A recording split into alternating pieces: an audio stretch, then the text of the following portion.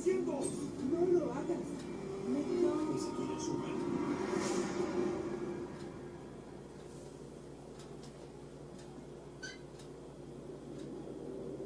Si les hablara de ella, ¿qué les diría? Me pregunto.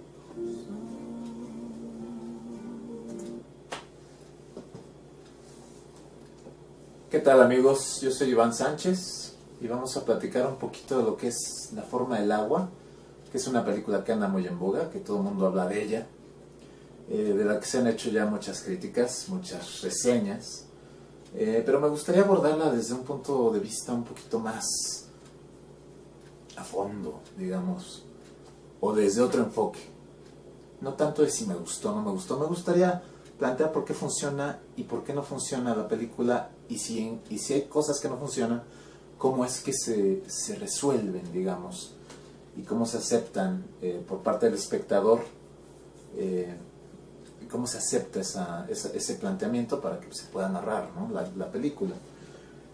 Voy a empezar con lo que es la secuencia inicial. La secuencia inicial que nos plantea muy ortodoxamente lo que vamos a ver dentro de la película, lo que va a ser la historia. Esta secuencia onírica, porque es surrealista, muy mexicano. Digo, ya es bien sabido que en México se da mucho esa cuestión surrealista en lo visual.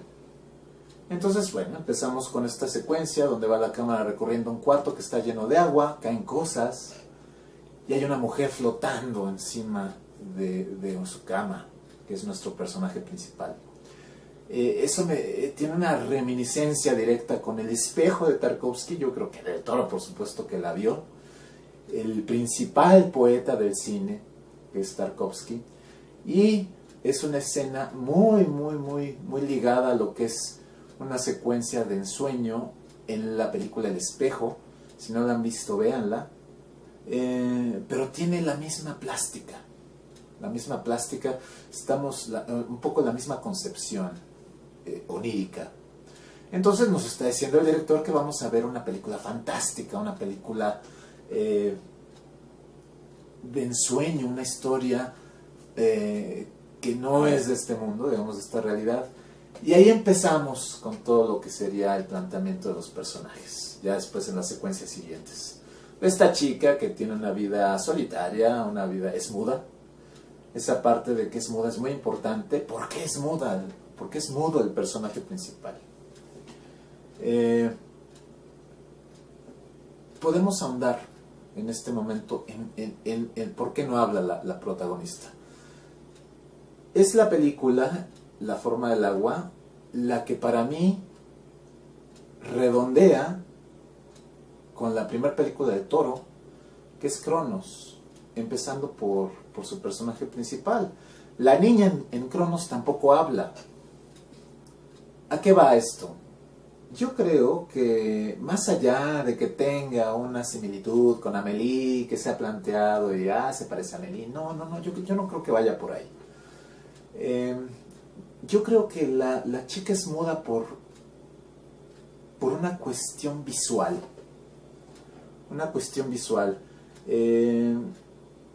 Del Toro conoce bien la historia del cine, y yo creo que es una reminiscencia al cine mudo, a los personajes del cine mudo, por ejemplo de Buster Keaton, donde, por ejemplo, Buster Keaton decían que tenía la cara de palo, que era inexpresiva, pero a través de su cuerpo y de sus acciones era como nosotros entendíamos sus personajes.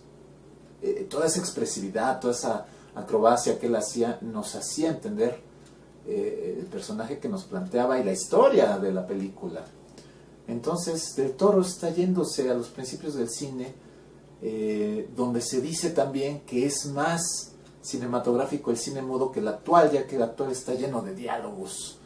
Y si nosotros llegáramos a la sala y cerráramos los ojos, en muchas películas que son muy habladas, perfectamente entenderíamos la historia que se está pasando, y en este caso no, en este caso nos obliga a ver el encuadre para entender al personaje.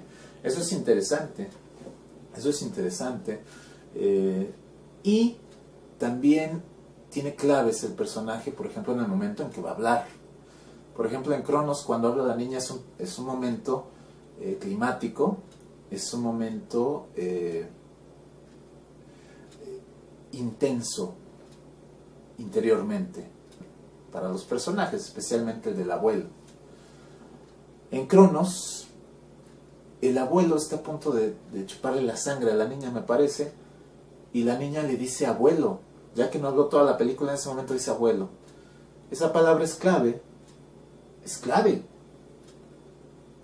para que el abuelo recupere la humanidad, esa humanidad que se iba perdiendo con esta transformación que sufrió el personaje durante toda la historia.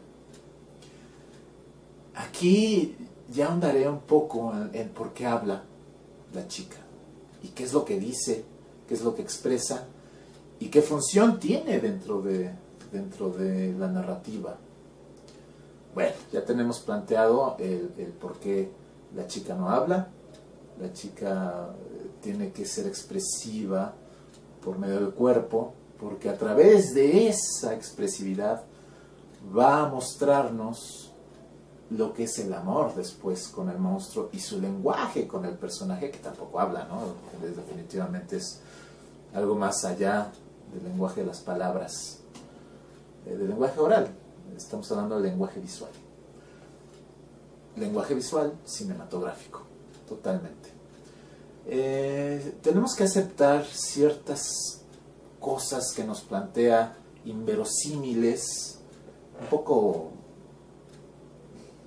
bobitas, digamos, para que aceptemos la narración. Por ejemplo, esto de que llegan con el monstruo en la cápsula y de que le toca y pum, ahí sale y ella es la limpieza, ¿no? Ese tipo de cosas que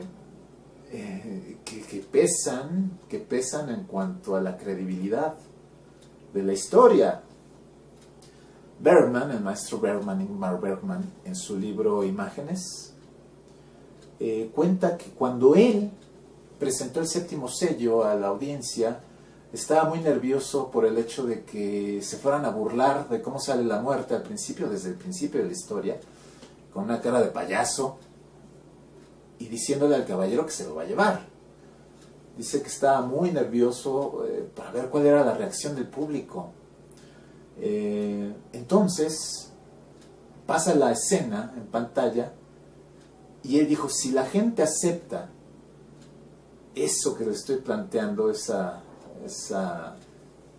cuestión que podría ser de risa, ya la historia se puede contar y ya puedo estar tranquilo. Lo mismo pasa acá. Si nosotros aceptamos que la protagonista tiene entrada y salida en un laboratorio de alta seguridad, ya se puede contar la historia, aunque no deja de pesar. Es un poquito lo que siempre está latente dentro de su credibilidad. Bueno, es fantástico, digo, finalmente. Y bueno, una vez pasando eso, empezamos a ver un personaje con vida sexual, un personaje que será muy tierno, pero tiene vida sexual, es muy humana, digamos, ¿no? Solitaria. El personaje antagónico también es un personaje con una familia cornflakes, una familia estereotipo americana de los años 60, intolerante, con mucha moral de antemano y poca ética. La ética del personaje es cuestionable, ¿no?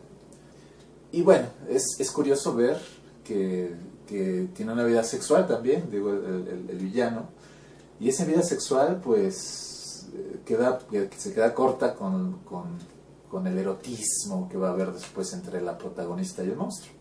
Tiene mejor vida sexual el monstruo que el antagonista, y es una frustración, siempre está como frustrado.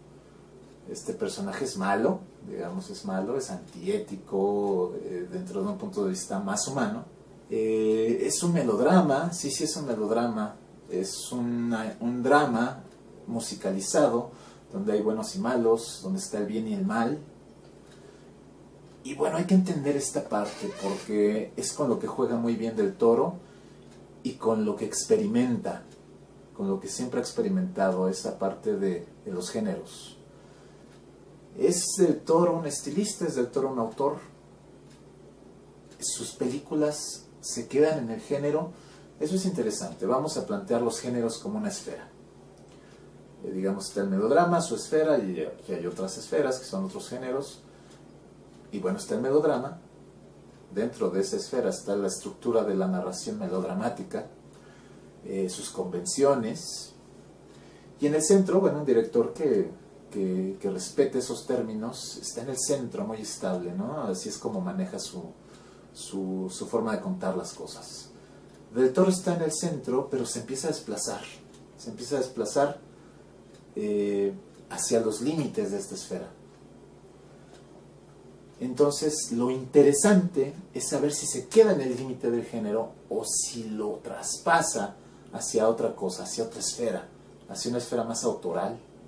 Yo creo que sí, o sea, lleva al límite las cosas visualmente y en estructura de guión,